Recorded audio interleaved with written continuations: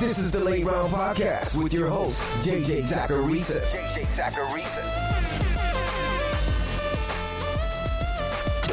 What's up, everyone? It's JJ Zacharisa, the editor-in-chief at FanDuel and at NumberFire.com, and this is episode 387 of the Late Round Podcast, one of the many shows that are part of the FanDuel Podcast Network.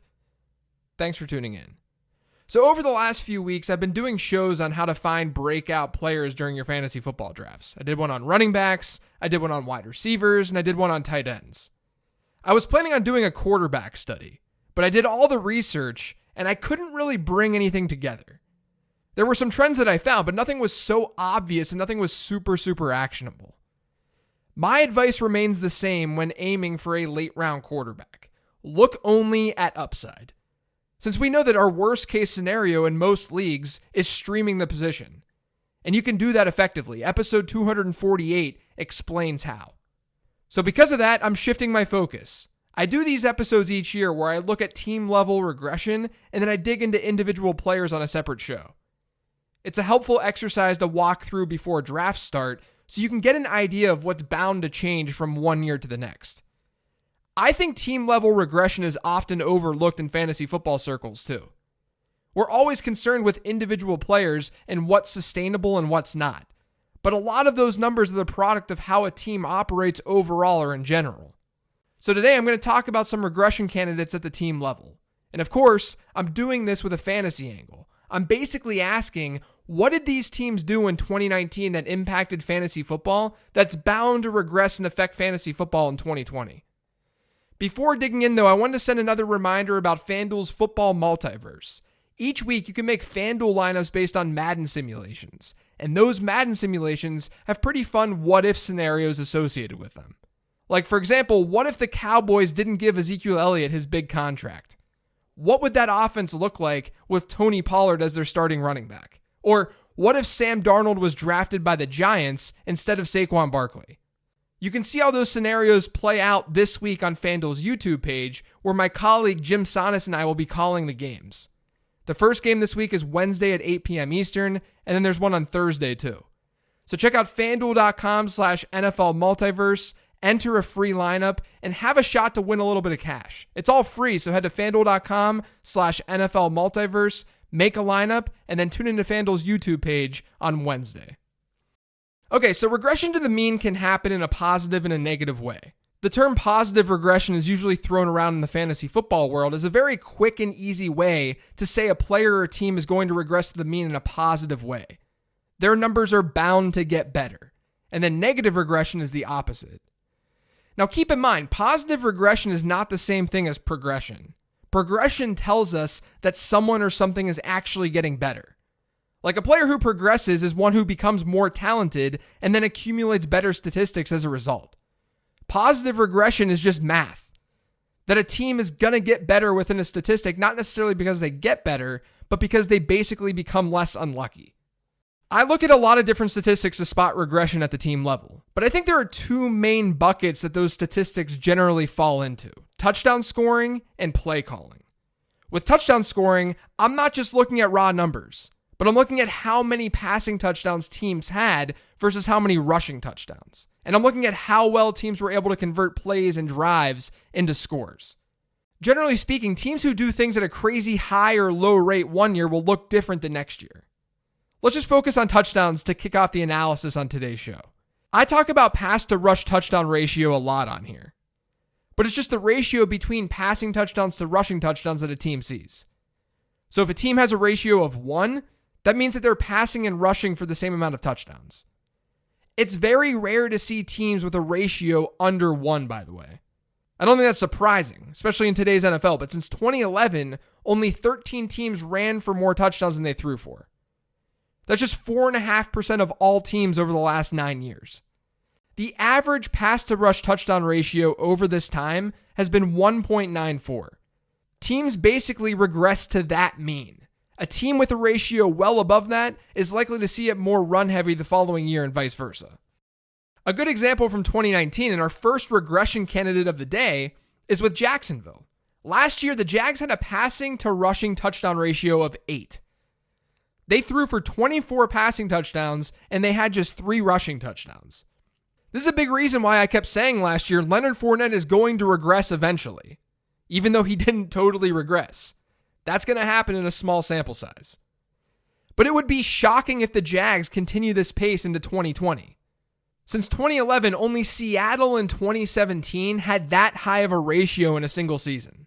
The Seahawks saw that ratio go from 8.5 to 2.3 the following year. And when you look at the 10 teams who have had a ratio above 5.5 over this time with next season data, each of them saw their ratio fall the next season with an average fall of about 3.7. The thing is, Jacksonville's really not projected to be very good in 2020 offensively.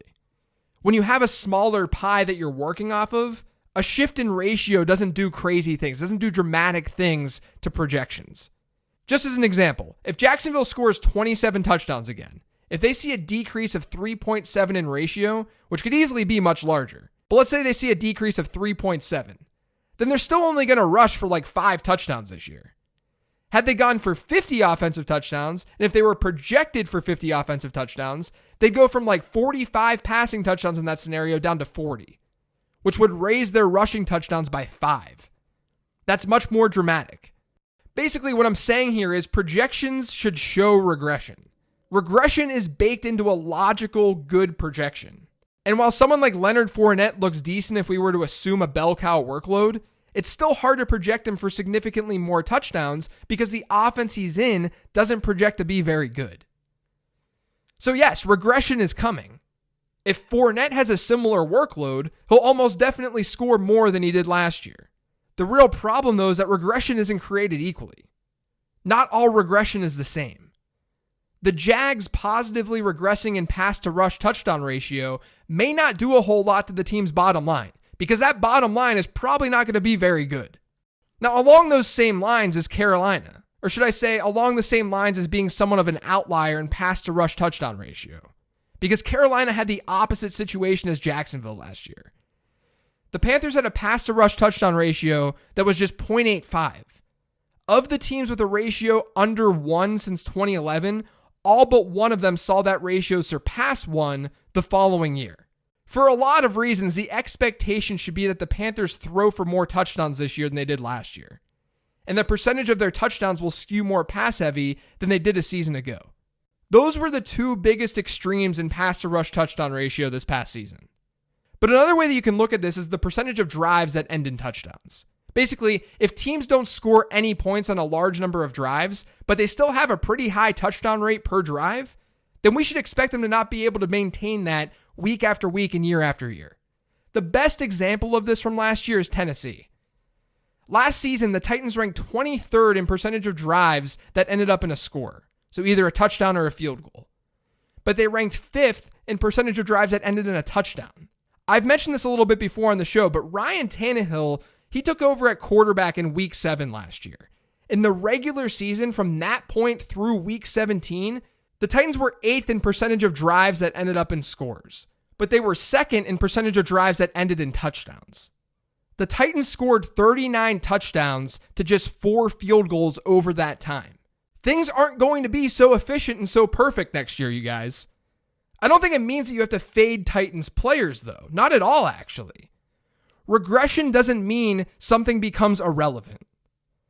I think it's important to spot regression and know where regression is coming. But you also have to know how the market is looking at that regression.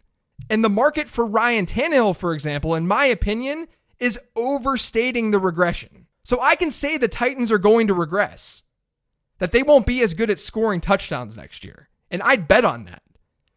But what matters is how the market is acting. And for Tennessee and the players in that offense, the market hasn't assumed that they would keep up that pace at all. Now, I've talked about how teams score touchdowns by looking more at ratios so far. But generally speaking, the cumulative number of touchdowns that a team scores on offense also regresses. In order for a team to do really well and score 50 or 60 offensive touchdowns in a season, things had to go right. Whether it's a lucky bounce here or there or just injury luck, things went right. Things went well for a team to score like 55 touchdowns in a season. That's the case for Baltimore. Last year, the Ravens led the NFL with 58 offensive touchdowns. Of the 7 teams to hit that mark since 2011, none of them increased their total the following year. and the average touchdowns scored among those teams the next season was 47. Even if you look at the 25 different teams with 50 or more touchdowns since 2011, 23 of the 25 saw their touchdowns drop the following year. We can't assume Baltimore is even close to as good this year at scoring touchdowns as they were in 2019. And then naturally, the opposite side of this is true too. The two worst teams at scoring touchdowns last year were the Steelers and the Jets. Both ended up with 25. We know Pittsburgh is going to score more this year with Ben Roethlisberger back. But the Jets should too. Potentially a lot more.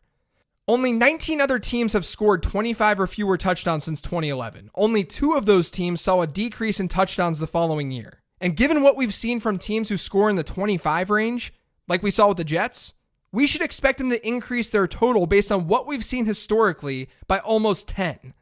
This is a really big reason why we can't just use last year's results and plug them into team level projections for this season. I don't have the Jets scoring 35 touchdowns in my projections, but I do have them for 32. That's a good bit higher than where they were at last year, which is partially because Sam Darnold is healthy, but it's also because of natural regression. So, okay, we've looked at touchdowns and some really easy ways to spot touchdown regression at the team level. We can and should do the same exact things for play calling too. Because think about it. If you're building projections or thinking about what goes into a player's stat line, it's really just how many times will this offense score to go along with how much volume is going to be there for this player. Of course, efficiency and such matters too, but at a basic level, we're looking at volume and touchdowns. On the volume side, I tend to look at pass to rush attempt ratio and the number of plays run by a team. Let's start quickly by looking at the latter, which is plays run. The average number of plays run by NFL teams since 2011 has been 1,022. So you'd probably expect any team way under that mark to increase the following year and any team way above it to decrease. And that's generally what we see. Again, since 2011, the bottom 20 teams in plays run saw their plays increase the following year on average by 59. A couple of teams saw a decrease, but most had an increase. And then among the top 20 teams, so basically the top 2 per season, we had a decrease of about 54 plays across the season. So what does that mean for 2020? What's that mean for this year?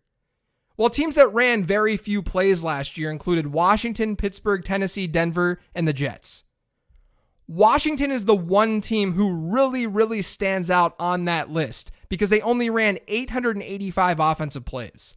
That's the second fewest in our 288 team sample. Expect more volume in general for Washington. And I think that you could say the exact same about Pittsburgh.